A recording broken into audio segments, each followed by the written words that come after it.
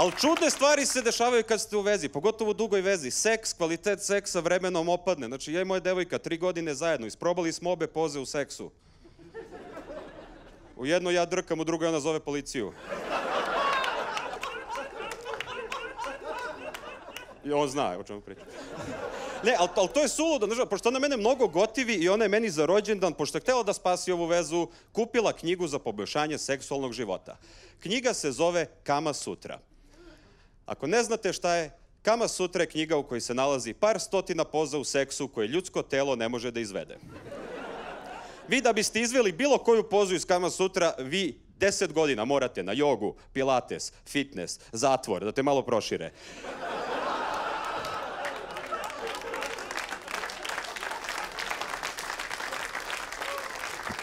Ti ako uspeš da uradiš bilo koju pozu iz Kama Sutra, ti sutra ortacima ne pričaš da si imao seks, ti kažeš stavio sam nogu iza glave.